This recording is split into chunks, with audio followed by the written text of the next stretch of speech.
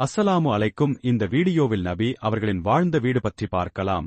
அதற்கு முன்பு இந்த வீடியோவை இப்ளீஸ் பார்த்து விடாமல் தடுப்பான் என எதிர்த்து லைக் செய்து அல்லாஹ் அக்பர் என்று கமெண்ட் செய்து சப்ஸ்கிரைப் செய்யவும். நபி முகம்மது அவர்கள் வாழ்ந்த வீடு மிகவும் எளிமையானதும் வறுமையானதும் ஆன ஒரு வீட்டாக இருந்தது.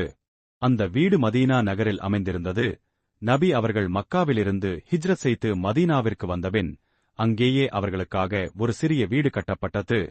வீட்டின் அமைப்பு: வீடு மண், கல், மரம், பனை இலைகள் போன்ற எளிய பொருட்களால் கட்டப்பட்டது.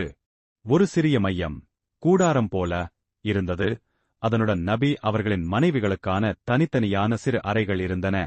அந்த அறைகள் இன்று நாம் ஹுஜ்ரத் அல்-நபி என்று அழைக்கும் பகுதி. வீட்டின் எளிமை: நபி அவர்களின் படுக்கை பனை இலைகள் நிரப்பிய ஒரு எளிய படுக்கை மட்டுமே. உணவு வைக்கும் பாத்திரங்கள் மிகவும் குறைவு. சில சமயங்களில் வீட்டில் 3 நாட்களாக தீ எரியாமல் உணவு இல்லாமல் இருந்ததையும் நபி அவர்கள் பொறுமையுடன் கடந்து சென்றார்கள். ஆன்மீக முக்கியம்: அந்த வீடு சிறியதாக இருந்தாலும் அங்கே இருந்து இஸ்லாமின் ஒளி முழு உலகத்துக்கும் பரவியது. நபி அவர்கள் அதிலிருந்தே சஹாபாக்களை போதித்தார்கள். குர்ஆன் வசனங்களை வெளிப்படுத்திக் கூறினார்கள்.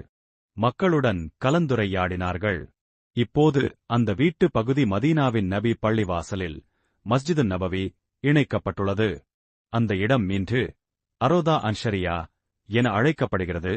நபி அவர்களின் வீட்டும் கப்ரும் பரியங்கமும் இருக்கும் அந்த புனித இடம்.